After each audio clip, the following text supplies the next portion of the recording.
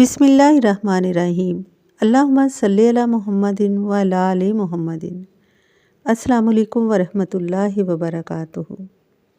عزیز بہن بھائیو، یہ واقعہ ہے محمد بن سلمان جزولی کا، جو کہ اپنے وقت کے بہت بڑے بزرگ ہو گزرے ہیں اور دلائل الخیرات کے مصنف بھی ہیں۔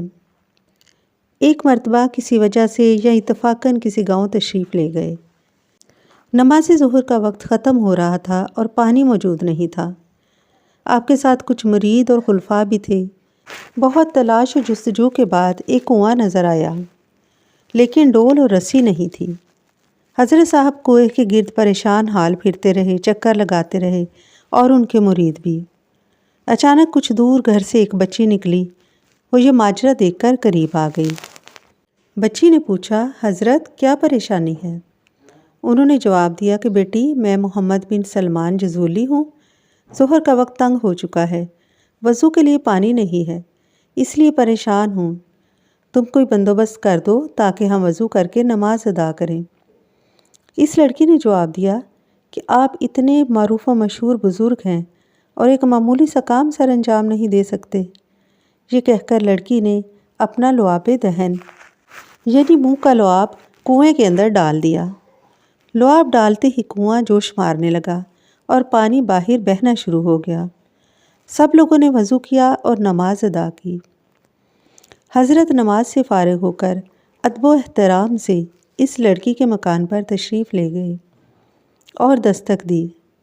لڑکی باہر آئی تو حضرت نے اس سے فرمایا، بیٹی، تمہیں اس خدا کی قسم جس نے تمہیں پیدا کیا اور صراط مستقیم دکھایا، مجھے بھی بتاؤ تمہیں یہ مقام و مرتبہ کیسے حاصل ہوا؟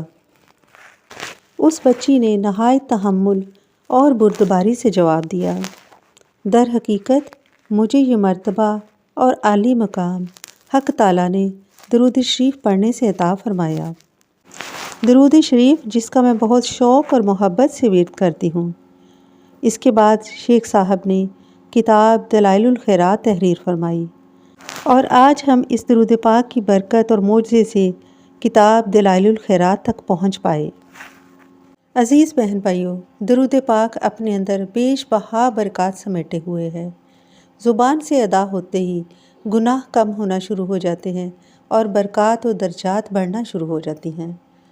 ایک روایت میں ہے کہ حضور صلی اللہ علیہ وآلہ وسلم نے فرمایا کہ جو شخص مجھ پر درود بھیجتا ہے، اس پر اللہ کے فرشتے درود بھیجتے ہیں، اس پر اللہ خود درود بھیجتا ہے اور اس کے لیے ساتوں زمینوں اور آسمانوں کی ہر چیز، چرند پرند شجر دعا کرتے ہیں۔ ایک اور روایت میں ہے کہ نبی کریم صلی اللہ علیہ وآلہ وسلم نے فرمایا کہ کوئی دعا ایسی نہیں کہ اس میں اللہ کے درمیان پردہ نہ ہو، مگر جب کوئی شخص درود پاک پڑھتا ہے تو اس درود پاک کی برکت سے وہ پردہ ہٹ جاتا ہے اور دعا بارگاہ الہی میں درجہ قبولیت پر پہنچتی ہے۔ اور اگر کوئی شخص دعا مانگنے کے ساتھ مجھ پر درود پاک نہیں پڑھتا تو اس کی دعا لوٹ کر واپس آ جاتی ہے۔ عزیز ساتھیو، درود پاک کو اپنی زندگی میں شامل کریں اور خوب خوب فیوز و برکات حاصل کریں۔ اللہ تعالیٰ آپ سب کا حامی و ناصر ہو۔ آمین یا رب العالمین۔